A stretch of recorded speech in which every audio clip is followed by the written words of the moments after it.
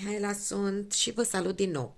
Vreau astăzi să vă arăt ce variante am avea pentru a lucra mânecile. În cazul puloverului meu de față, tot de el mă voi folosi.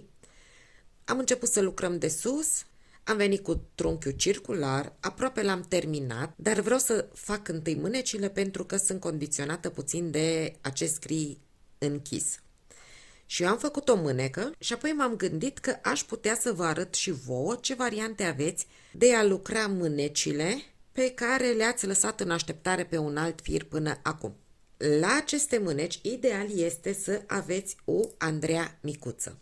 O Andreea micuță înseamnă și o lesă scurtă, înseamnă și Andreaua mai mică decât o Andreea obișnuită. Așa arată o Andreea scurtuță și așa arată o Andreea obișnuită. La lungime mă refer. De ce este important ca și Andreaua să fie scurtă? Pentru că noi avem pe mânecă ochiuri puține și, în general, venind spre manșetă, noi tot facem scăderi.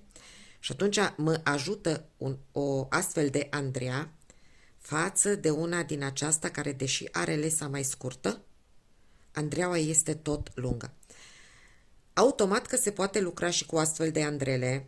După ce încărcăm toate ochiurile, tot trebuie să scoatem lesă printre ochiuri, da? Facem magic loop, cum se numește. Practic e bucla aceasta de lesă pe care tot o scoatem și noi tot lucrăm circular.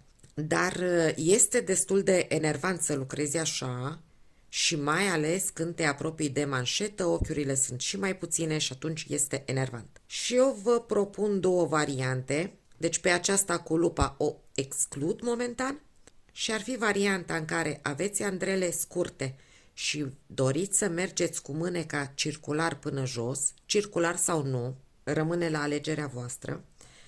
Și atunci am să încep cu Andreaua mare.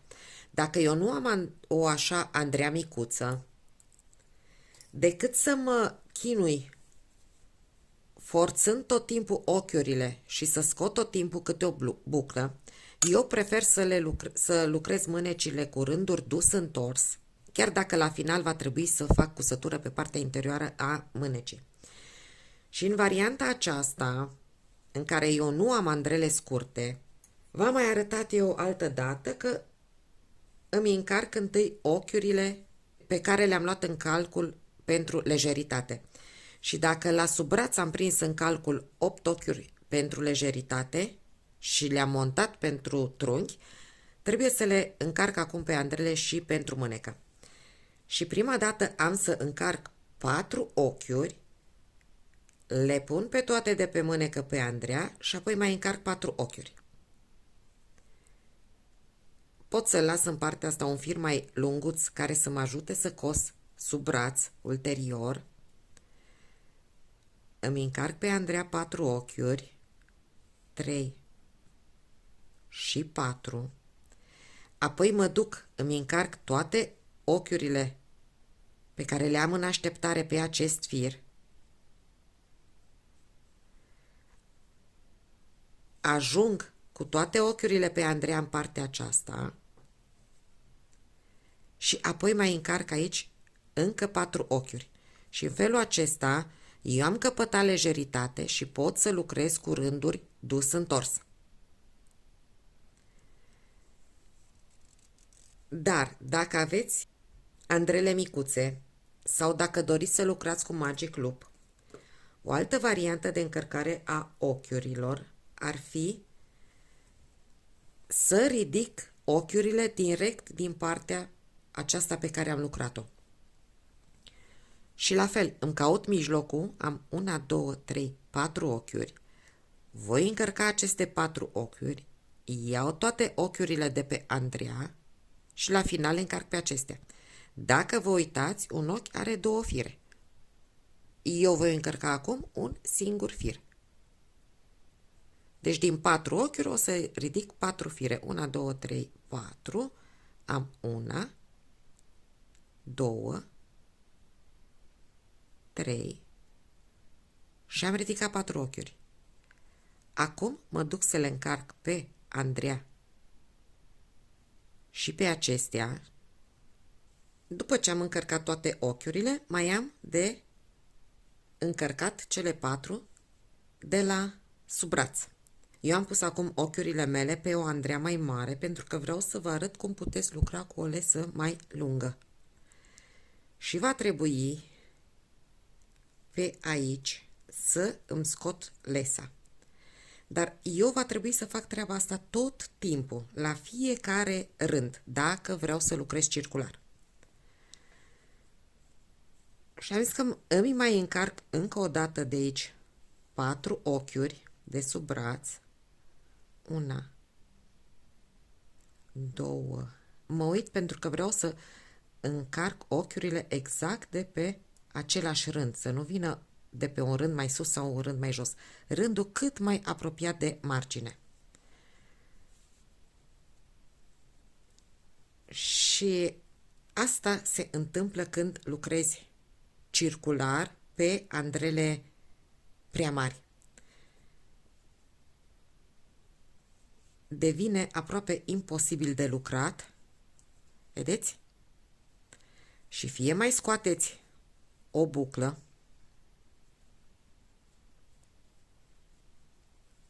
dar să faci treaba asta la fiecare rând, în condițiile în care spre manșetă lucrul se și îngustează, devine, cred că, imposibil de lucrat. Eu o să vă mai arăt aici ce vreau să mai fac, pentru că între ochiurile care au fost pe fir ajutător și ochiurile pe care le-am ridicat eu rămâne puțintel spațiu. Și atunci vreau să fac o torsadă. Las aici puțin mai mult fir încât să pot coase eu la final sub brațul. Nu. Și atunci încep să lucrez. Îmi lucrez din cele 4 ochiuri. Lucrez 3. 1, 2, 3 și din ultimul ochi încărcat, cu primul de la mânecă fac o torsadă, dar întotdeauna firul de la mânecă îl aduc pe deasupra celui ridicat acum. Deci iau firul de la mânecă, prin spatele lui pun firul pe care l-am ridicat acum. Îl pun pe acesta înapoi și mă duc mai departe. Aici trebuie să lucrez, să iau ochiurile răsucit pentru că am fost pe rând circular și așa îmi vin ochiurile. În partea aceasta fac iarăși o torsadă și mă apropii în partea cealaltă de zona de îmbinare între mânecă și ochiurile adăugate și de data aceasta ultimul ochi de la mânecă îl trec pe deasupra primului pe care l-am încărcat și atunci mă duc prin spatele lui, îmi iau întâi ochiul pe care l-am încărcat, scot andreaua, ochiul de la mânecă, primul, îl iau pe andreaua din stânga și apoi îl aduc și pe acesta încărcat pe andreaua din stânga. Le lucrez pe față.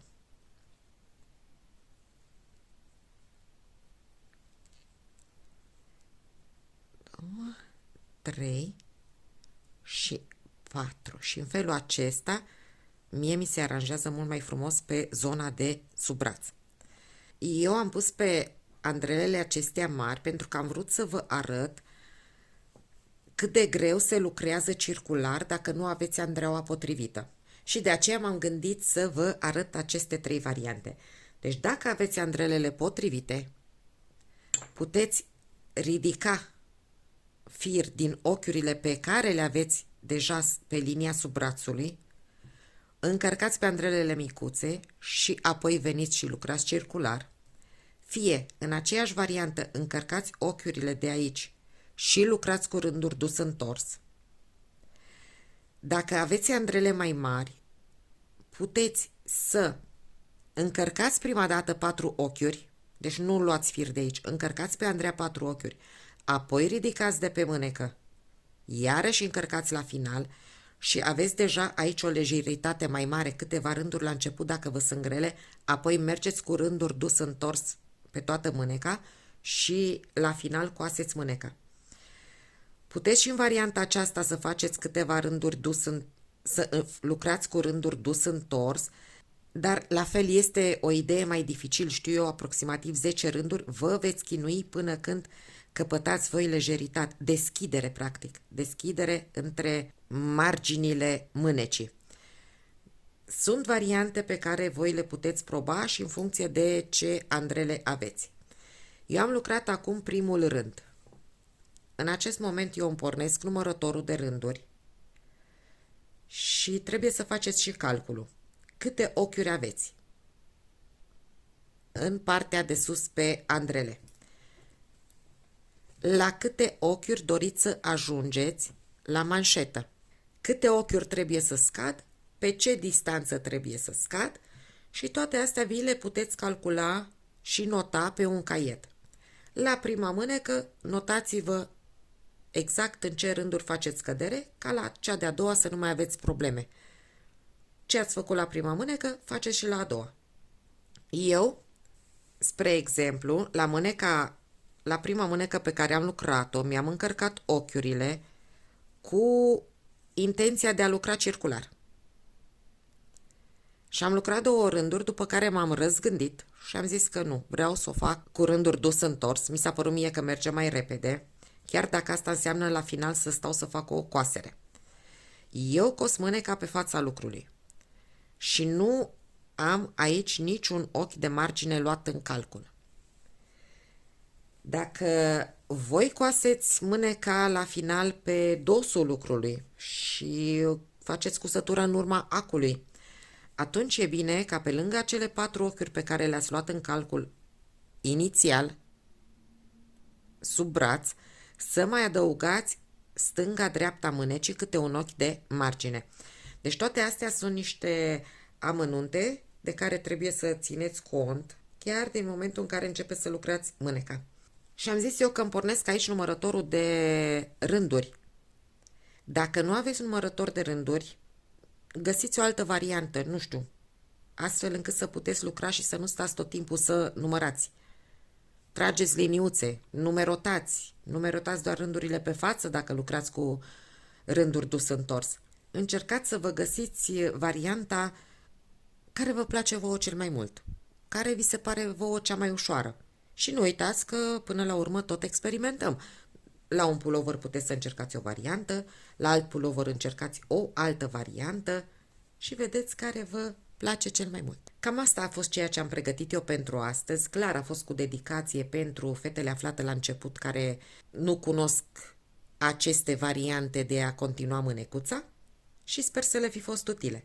Până ne revedem, vă doresc să aveți spor, multă inspirație și să fiți iubite. Vă pup, pa, pa!